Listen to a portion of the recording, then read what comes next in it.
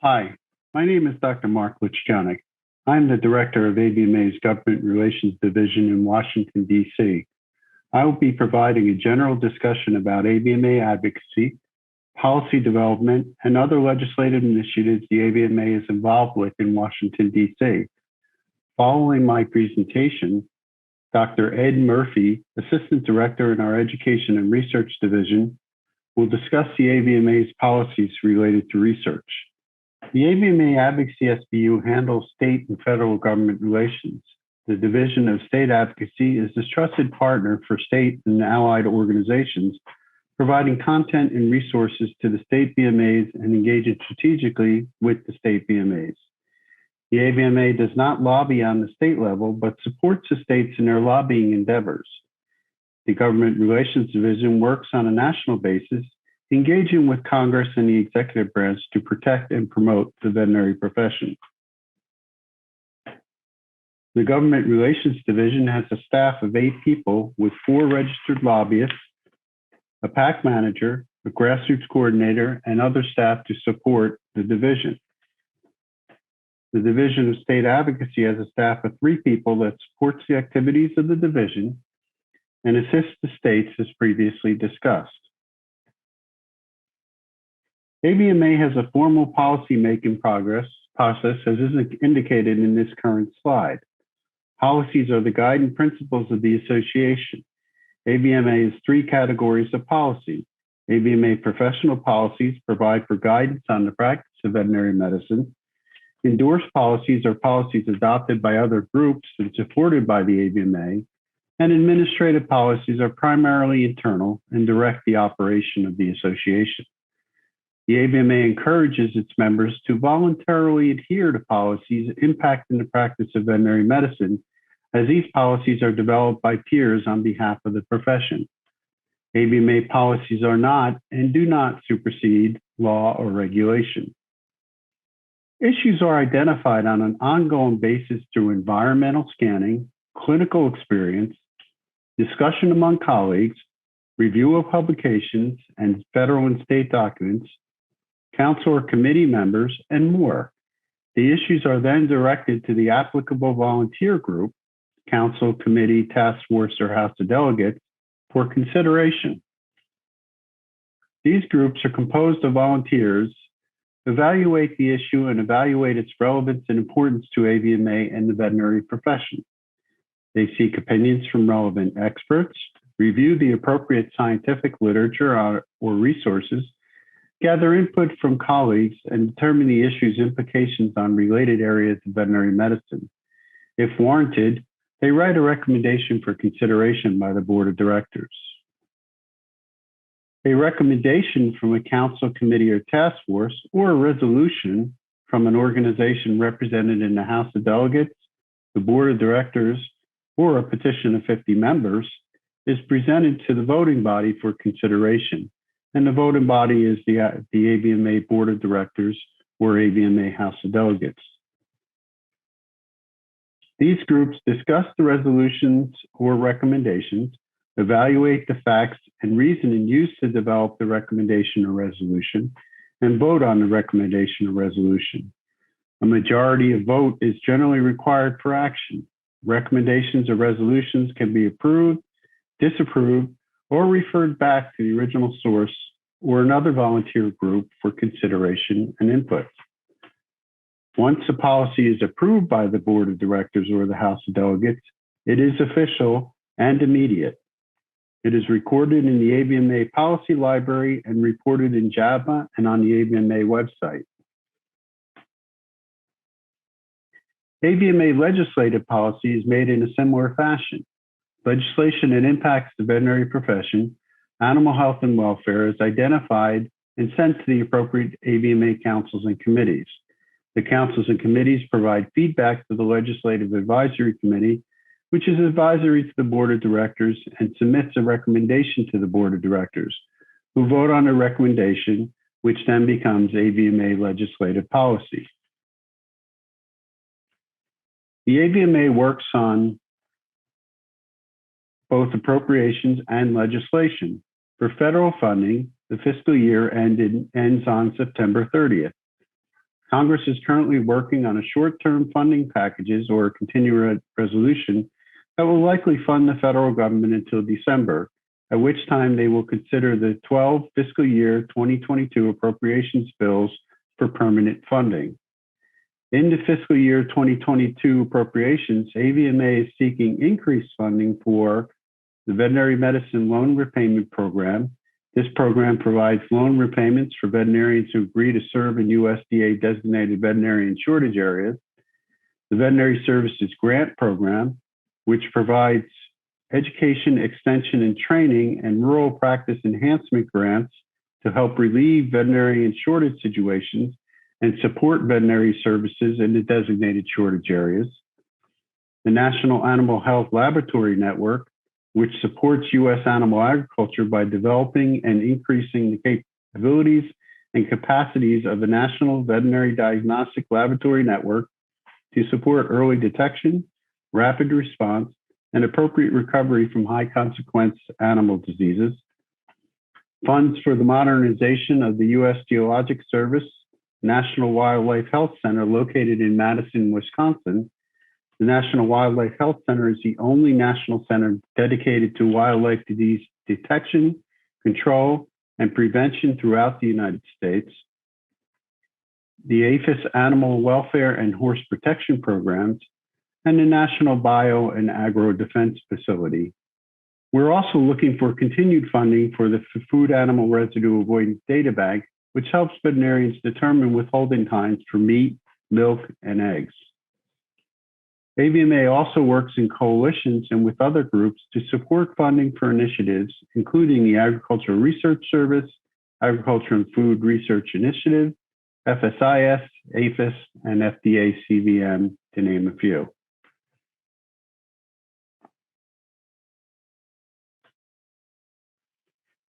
As the national association that works on behalf of the veterinary profession in Washington, D.C., the AVM works on a wide variety of issues, including but not limited to animal health and welfare, environment, research, small business, pharmaceuticals, higher education, and zoo and wildlife issues, literally an A to Z of issues.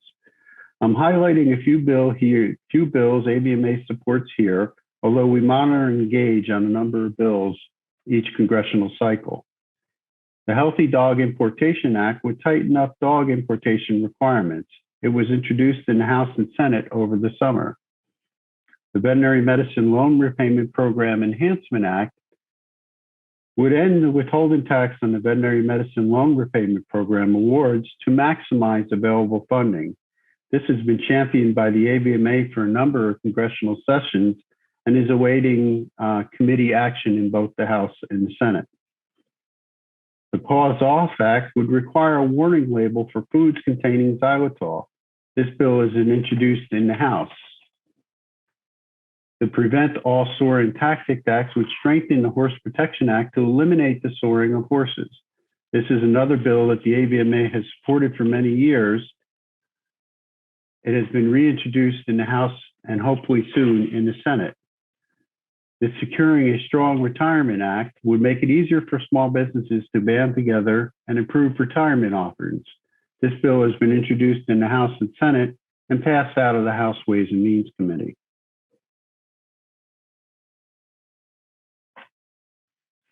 The AVMA has been very active in all the COVID relief legislation, especially as it relates to small business and animal health issues.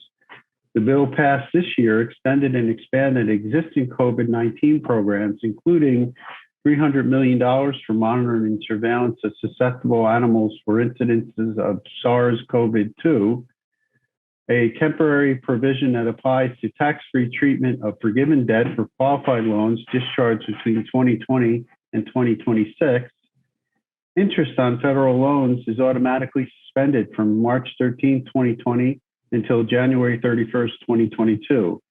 And recently, the Small Business Administration launched a direct forgiveness portal that allows Paycheck Protection Program borrowers with loans of $150,000 or less to apply online for forgiveness directly to the SBA by submitting a simple pre-filled application.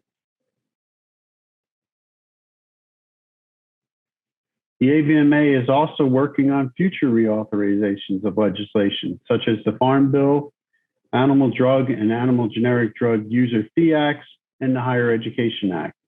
The AVMA also works on regulations and agency guidance documents, such as Guidance for Industry 256 on compounding.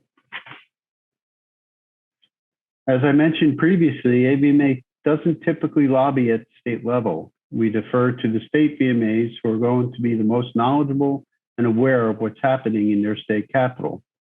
The role of the AVMA at the state level, through the Division of State Advocacy, is that of a partner and a resource for the state VMAs.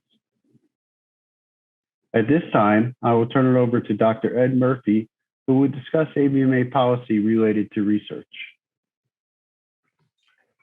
Hello, my name is Ed Murphy. I'm an assistant director in the Division of Education and Research at the American Veterinary Medical Association. I'm the staff consultant to the AVMA Council on Research, and I was asked to give a brief overview of AVMA policy related to research. So we don't have a bunch of little policies advocating for specific diseases and specific animals or specific funding mechanisms. What we do have is one policy entitled Research Priorities of the AVMA that has 8 pretty broad bullet points of areas that we think are priorities that would fit any number of things underneath.